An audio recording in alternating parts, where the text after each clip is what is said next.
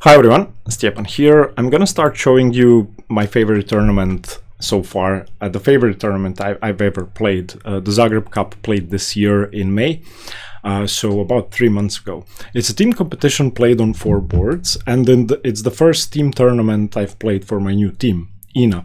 So as you may know, I've switched teams from Hašk Mladost, an old club, very famous in Croatia, the oldest one I think, with teams competing in the first division, first women's division, strong grandmasters playing, and so on and so on.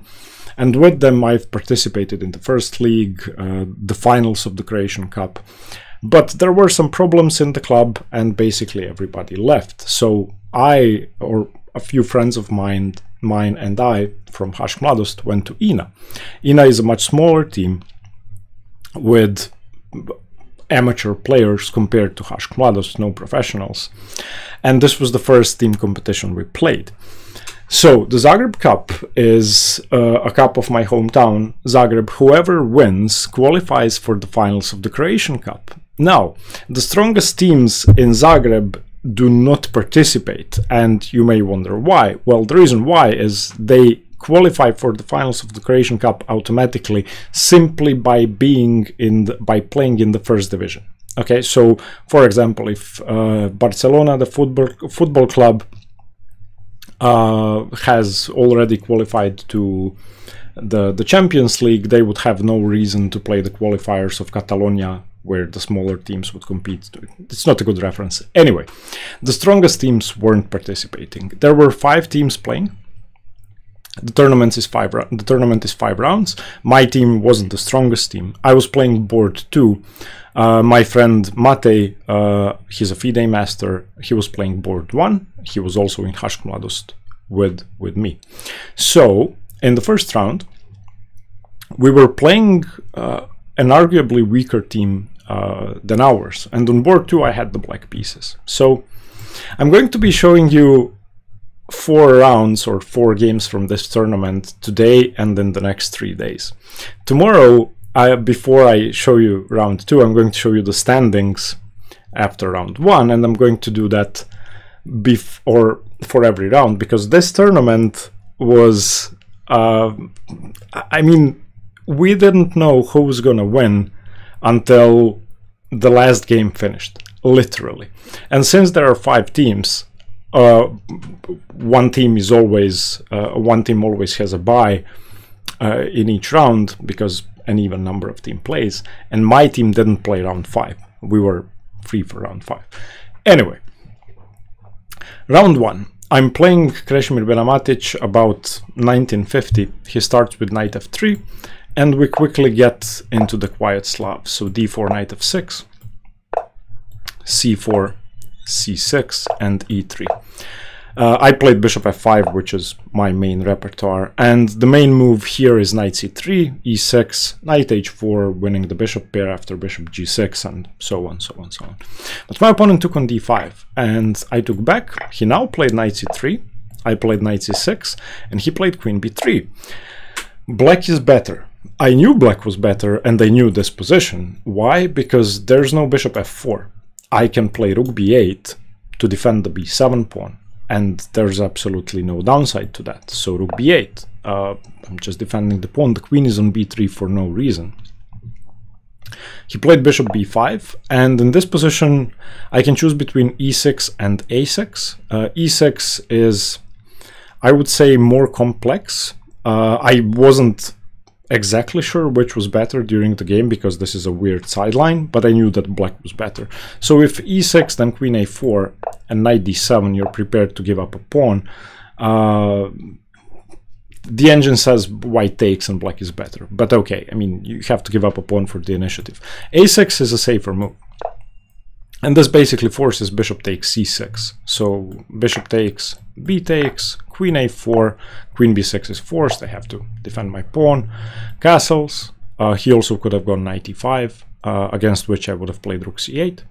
So e6, knight e5 now, rook c8, absolutely forced. I have to defend, and queen b3. Now, I can take, or I could have taken. I didn't take. I wasn't really sure about the position after taking, and I didn't want to trade queens. I didn't want to risk drawing this game. I wanted to play for a win. Again, it's a team competition. But I made a small mistake. I played queen a7, which gives white an equal position. I should have gone queen c7. And on queen c7, I'm still defending the c-pawn. It's as simple as that. I played queen a7, which, again, a small inaccuracy. And he played queen a4, attacking the pawn. And now I simply should have gone back to b6. And on queen b3, played queen c7. However, I went to a8. And after queen a8, I'm absolutely losing. And when I played queen a8, I wanted to throw up. If you want, it's not white to play and win material, it's white to play and win long term. There's nothing I can do against white's idea here. So white's idea is b3, and I cannot prevent bishop a3. There's nothing I can do, and I won't be able to castle, because there's nothing defending these squares.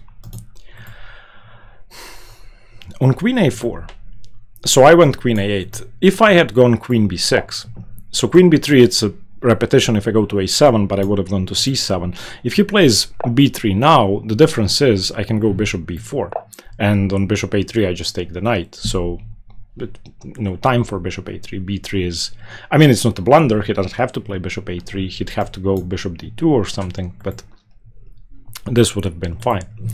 On queen a4, queen a8, b3, white is winning, and the only reason I didn't resign is because it was a team competition. Otherwise, I would have resigned immediately. So there were two options. One of them is stupid. Bishop d6. It does nothing. I'm going to have to take on a3 anyway. So I'm not even hoping that black isn't going to take. I'm just playing a move because I don't know what to do. The other option, which I did see, but I decided was worse than bishop d6, was knight g8. Where now against bishop a3, I take, queen takes, knight e7. And after the knight comes to c5, again, I'll be forced to give up. I don't know how to play against this. I have a weakness on c6. My bishop is out of the game, even though it has a good diagonal. I will never be able to lift the blockade on c5. And all white has to do is put some pressure down the c file, start pushing the b pawn, or infiltrate on d7. Absolutely dreadful. What happened in the game was even worse, even harder to play. Knight g8, in hindsight, was a better move, and its engine approved. So I played bishop d6. Oof, it's painful remembering this. So I took queen takes, and now I didn't know what to do. I could have gone queen b7, and again knight a4, knight c5, losing a pawn. I didn't want to do that. I went knight e4, and I wanted to trade this knight so desperately, even though my position was awful.